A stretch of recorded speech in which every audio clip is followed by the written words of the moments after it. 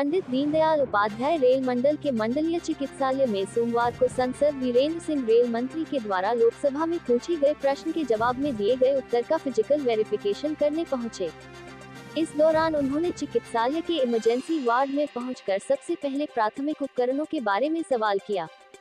कर्मचारियों की ओर से जवाब मिला कि सभी उपकरण अलमारी में बंद है। इस तरह का जवाब मिलने पर उन्होंने नाराजगी व्यक्त करते हुए आईयूडी वार्ड में पहुंच गए।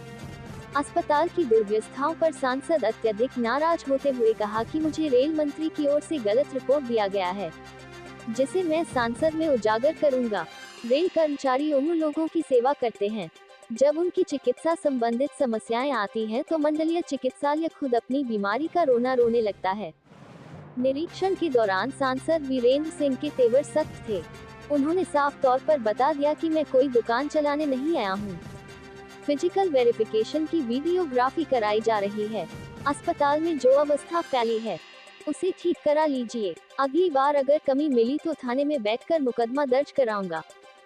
सेवानिवृत्त रेल कर्मचारी के साथ व्यवहार में बदलाव लाइए।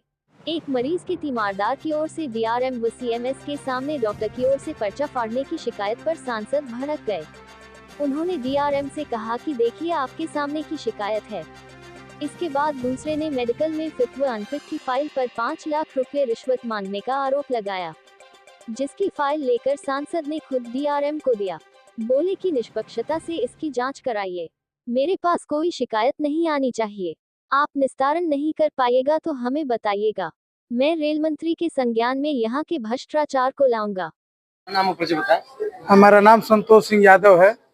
क्या हुआ है आपके साथ, क्या समस्या? साथ में ये हुआ कि चाचा जी हमारे बीमार चल रहे थे, हम लोग हॉस्पिटल लाते थे, तो मिश्रा डॉक्टर उनको फिट करके भेज दिए घर, और उसके रात में ही उनका तबीयत खराब हुआ।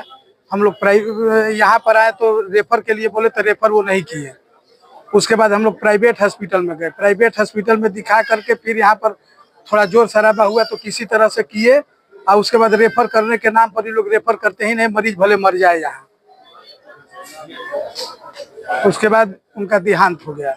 डॉक्टर लोग का घोर लापरवाही, लोग मर जाएं लेकिन चैम्बर से निकलेंगे नहीं, देखेंगे नहीं, कोई व्यवस्था नहीं है।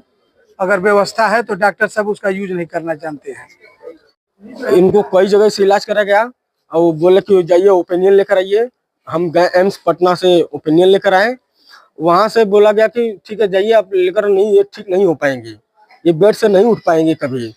तो हमने नहीं उठ पाया तो इनको यहाँ पर सर को लिया के जमा किए, तो बोले कि हमारे क्वार्टर पर, हेड क्वार्टर पर आइएगा। तो हम हेड क्वार्टर पर सर नहीं गए। तो फिर उसके बाद जो कि इनका स्टोनो जो आनंद सर, वो स्टोनो सिमें सर के हैं, वो बोले कि ऐसा कि आपका काम हो जाएगा, खर्चा बर्चा लगेगा, आपका काम हो जाएगा। तो हम कल सर कितना लगेगा खर्चा बर्चा? तो बोले कि ठीक है 15 से 20 लाख रुपया लगेगा। तो हमने कहा सर कि आप कहाँ जोड़ रहे हैं सर, मेरे पास उतना पैसा नहीं है सर, 5-7 लाख रुपया हम आपको दे सकते हैं, बहुत कर सकते हैं। तो बोले कह रहे तब जाइए, आपका राम भरोसे काम होगा, राम के भरोसे आपका काम है, भगवान पर विश्वास करके काम हो जाएगा आपका। अभी सांसद जी आए थे, क्या आश्वासन दिए आपके? जी सांसद जी ने आश्वासन दिया है कि आपका काम सफलता से सही सलामत हो जाएगा, काम पैसा आपका 1 रुपया नहीं लगेगा। यही तो आश्वासन हमको मिला है सर। अब देखते हैं आगे क्या होता है। कौन काम करता है, नौकरी करता है आप? जी हमारा मम्मी है, प्यून है सर, और उनको सीट दे करके फिट कर दिया गया सर। उनका हाथ नहीं उठेगा तो साइन कैसे करेंगे वो?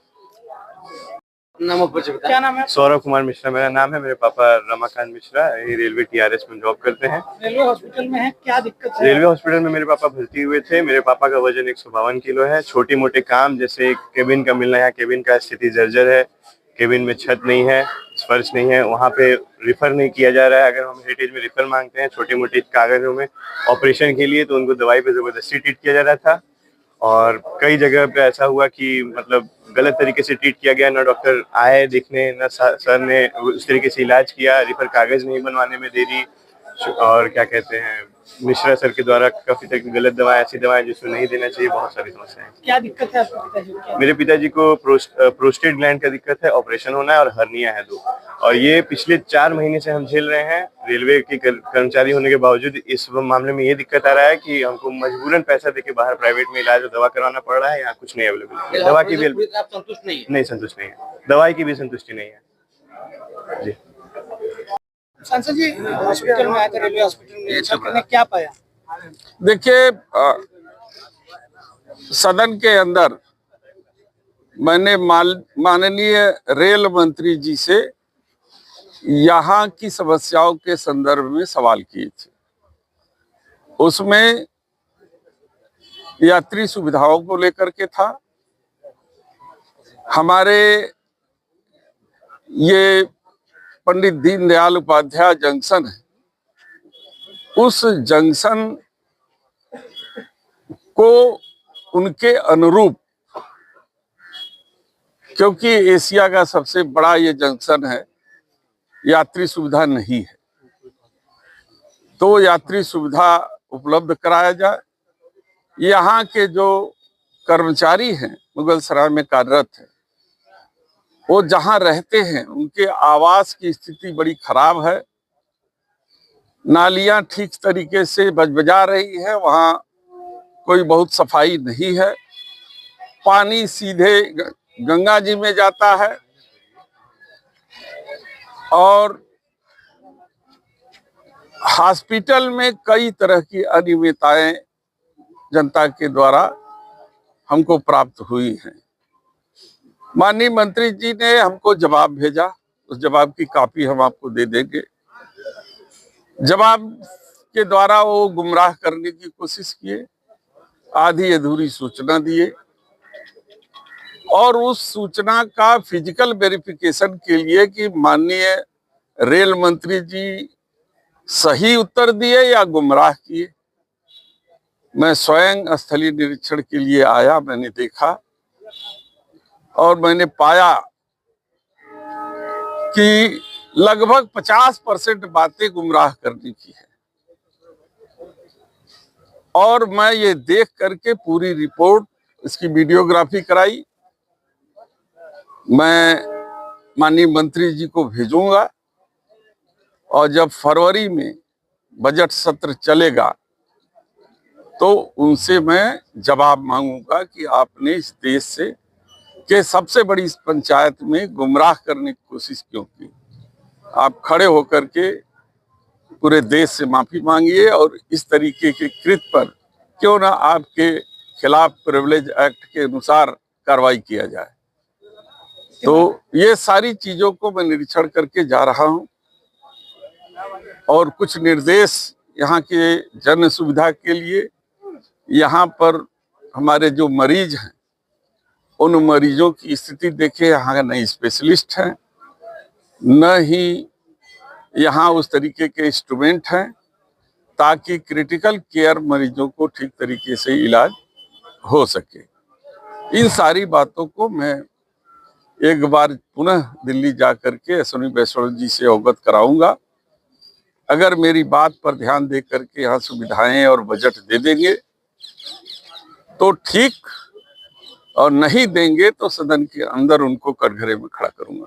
तीमारदारों का आरोप है सीएमएस के ऊपर पर्चा फाड़ने का, रेफर न करने का और पैसे लेने की मांगने की। ये सारी चीजों को मैंने ध्यान से सुना है। हमारे डीआरएम साहब यहाँ पे हैं, वरिष्ठ अधिकारी हैं, सीएमएस साहब हैं।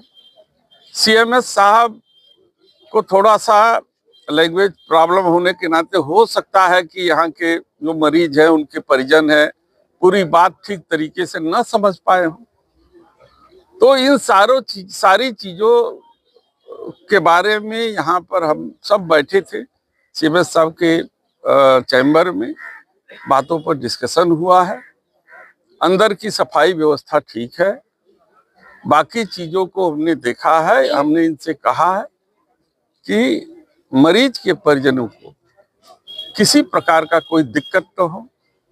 क्रिटिकल केयर मरीजों को आप जबरदस्ती जो है न रोकें और उनकी अगर मांग है तो उनके मांग के अनुसार रेफर कर दें, क्योंकि उनकी सेवाएं बहुत दिनों तक इस रेल विभाग को मिली हैं और रेल विभाग की जिम्मेदारी है कि उनके परिजनों को इन कठिन परिस्थितियों में उनको उचित इलाज और व्यवस्था मिल सके। सर, मंडल का ये बड़ा हॉस्पिटल है और दानापुर से लेकर यहाँ तक के लोग यहाँ पर आते रहते हैं। जी। तो आने के बाद भी बहुत सारी समस्याओं का सामना करना पड़ता है। पहले तो डॉक्टर यहाँ पर जो है वो ऑन टाइम नहीं थे। अभी कुछ दिनों पहले हम लोगों ने खबर भी चलाई इसको लेकर, कई सारी चीजें निकल के भी आती है। ऑन टाइम कोई डॉक्टर नहीं आता है, मरीज यहाँ पे परेशान रहते हैं। उनका लगातार आरोप है कि वो परेशान रहते हैं, लेकिन डॉक्टर यहाँ पे टाइम से मिलते नहीं। देखिए, टाइम है लेकिन वो आते हैं। डॉक्टरों की कमी तो है, क्योंकि जब मैं इमरजेंसी में पहुंचा तो अकेले सीएमएस ही फिजिशियन है यहाँ, जो कौन कौन सा विभाग देखेंगे, क्रिटिकल केयर देखेंगे कि इमरजेंसी देखेंगे कि एडमिनिस्ट्रेशन संभालेंगे कि जो है कि अन्य वार्डों में घूम करके मरीजों का इलाज करेंगे। तो सवाल ये उठता है कि स्पेशलाइज्ड डॉक्टरों की कमी है। मैंने अभी डीआरएम साहब से कहा है कि इस संदर्भ में एक रिपोर्ट बना करके एक कॉपी हमें भी दें और माननीय मंत्री जी को भी भेजें, ताकि हम बोर्ड के सामने इस बात को रख सकें और यहाँ पर स्थिति को सुधारने में हम आपकी मदद कर सकें।